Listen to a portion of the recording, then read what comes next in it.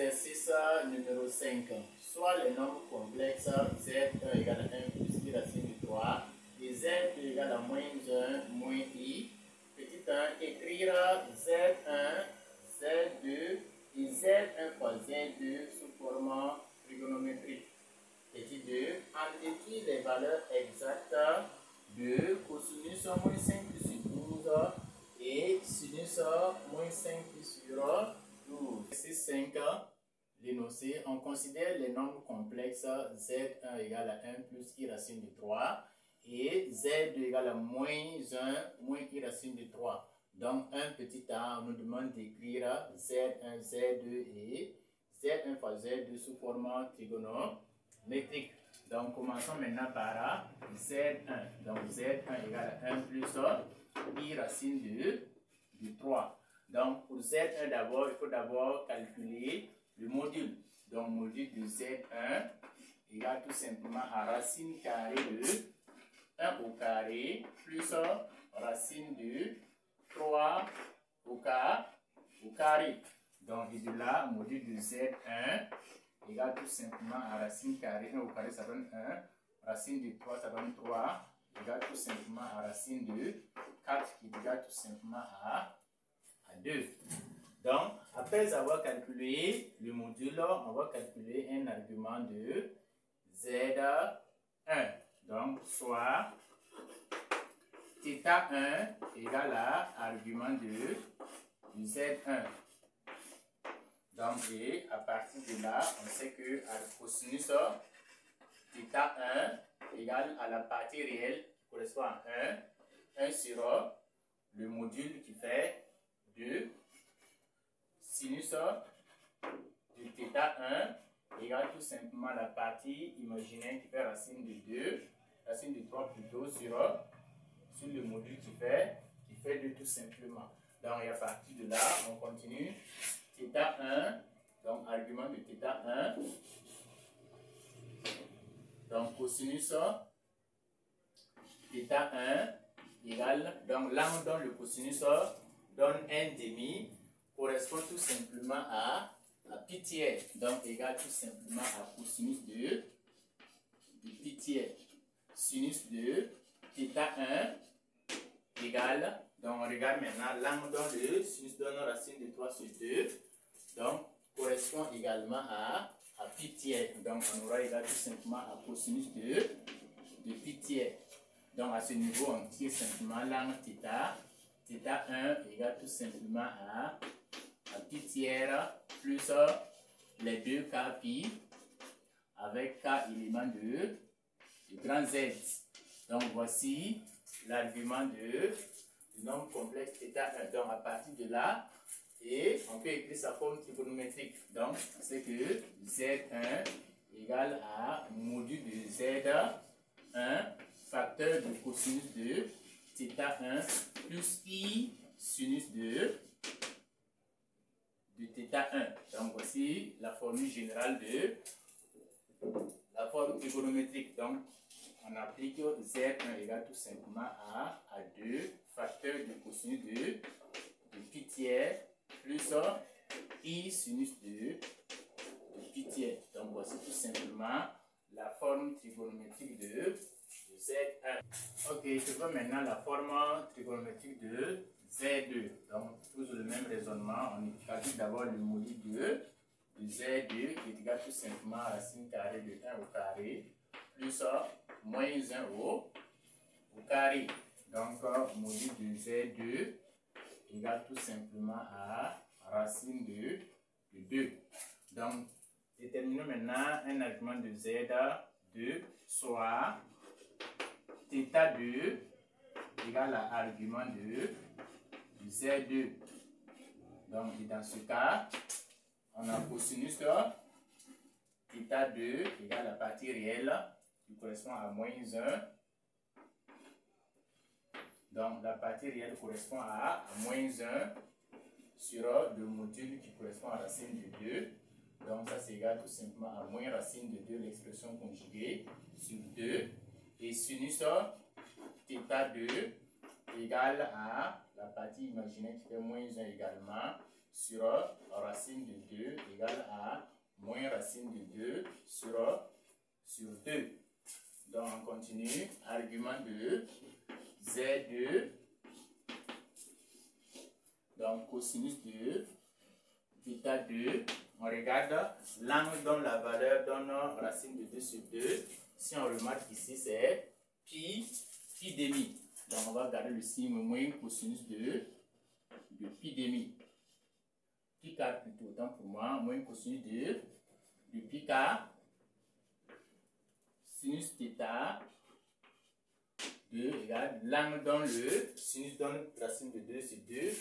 On a pi quart également moins sinus de pi quart.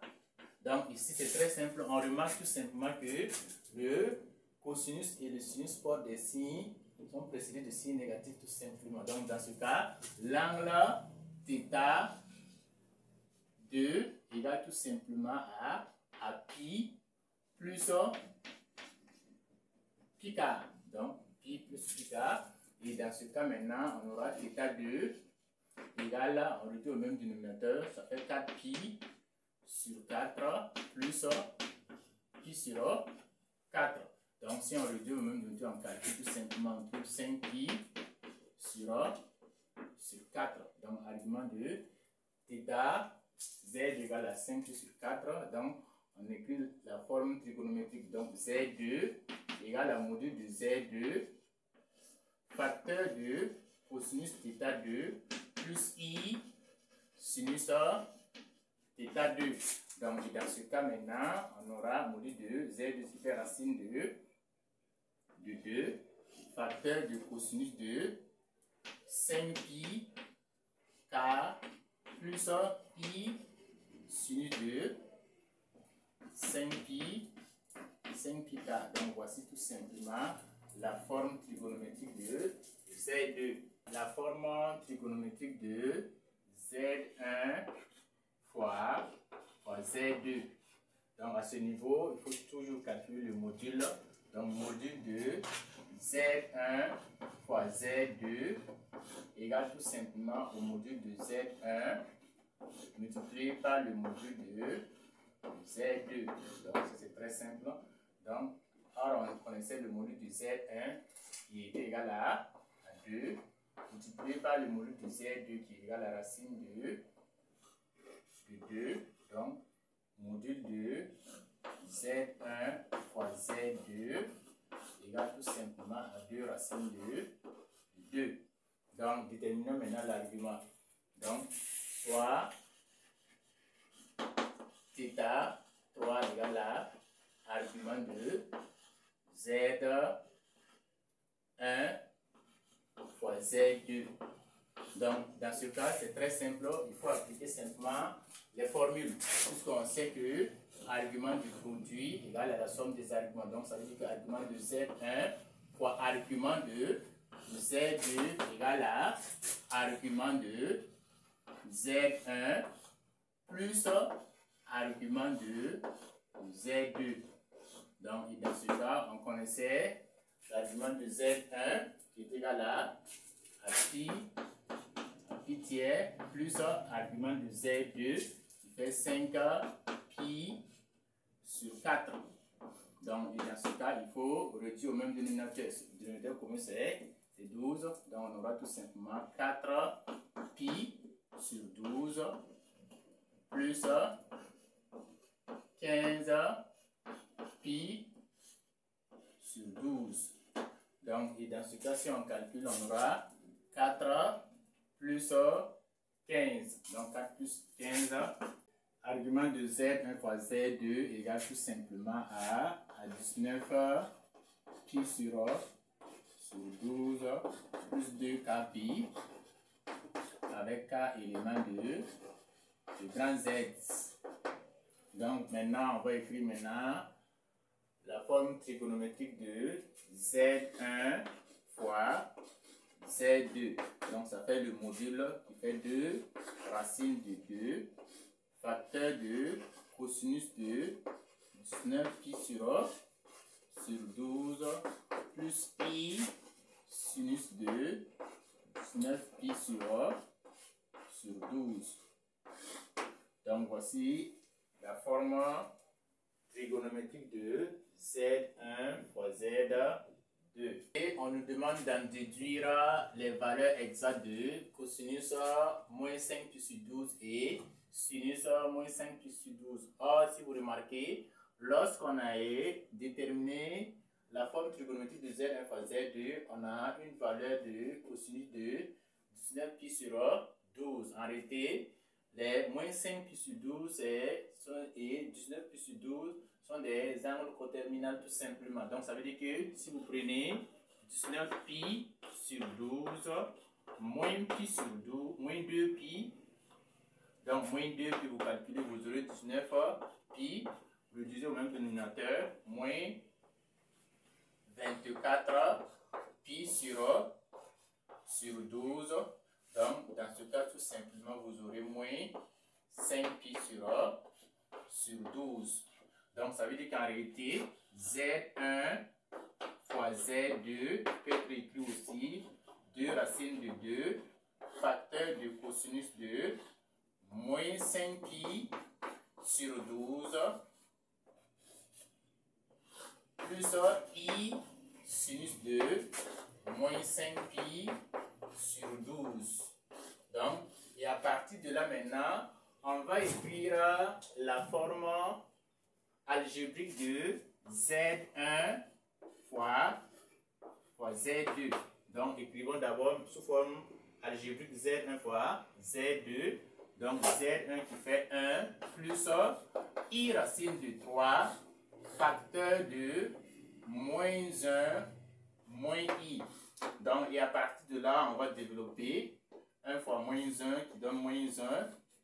1 fois moins I, on aura moins I racine de 3 fois moins 1, on aura moins I racine de 3.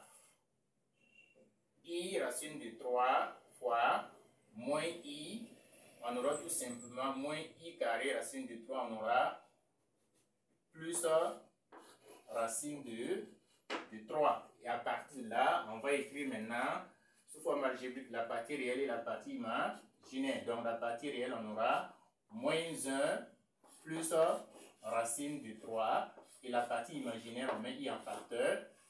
I facteur de moins 1 moins racine de 3. Donc voici tout simplement la forme algébrique de Z1 et Z2. Et à partir de là maintenant, pour déterminer la valeur exacte de cosinus moins 5 pi sur 12 et sinus moins 5 pi sur 12, il faut faire passer par identification.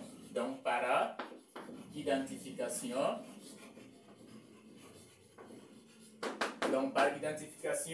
la partie réelle de la forme trigonométrique égale à la partie réelle de la forme algébrique. Donc et dans ce cas, on aura la partie réelle de la forme trigonométrique, on aura tout simplement 2 racine de 2 cosinus de moins 5 pi sur 12 qui est égal à la partie réelle de la forme algébrique. Donc la partie réelle correspond à moins 1 plus racine de 3.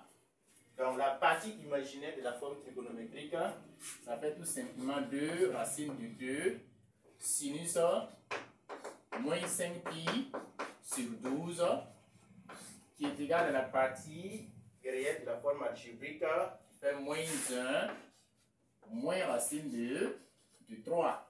Donc, et à partir de là maintenant, on peut tirer cosinus de moins 5 pi sur 12 est égal tout simplement à moins 1 plus racine de 3 sur 2 racine de 2. Donc, et à partir de là, on peut faire l'expression conjuguée pour éliminer la radicale qui est racine de 2. Donc, ici, on met racine de 2 en haut, racine de 2 en bas. Pour éliminer la radicale racine de 2 à ce niveau. Donc, on aura racine de 2, facteur de moins 1, plus racine de 3 sur, donc, 2 fois racine de 2, ça va donner 2. Donc, il va rester 4 tout simplement. Donc, et pour la partie sinus aussi, sinus de moins 5 pi sur 12 égale à moins 1 moins racine de 3 sur 2 racine de 2. Donc ici aussi, on multiplie racine de 2 en haut, racine de 2 en bas pour éliminer la radicale en bas au niveau du dénominateur. Donc on aura racine de 2 facteur de moins 1 moins racine de 3, le tout sur 2 fois 2 à ce niveau. Donc, en conclusion maintenant, on termine cosinus de moins 5pi sur 12 égale, si on fait rentrer racine de 2 ici, donc on aura moins racine de 2 plus racine de 6, racine de 2 par racine de 2, ça fait racine de 6 sur 4, et le sinus de moins 5pi sur 12 égale tout simplement à moins racine de 2 moins racine de 6, le tout sur 4. Donc voici en réalité les valeurs exactes de cosinus moins 5pi sur 12 et sinus moins 5pi sur 12.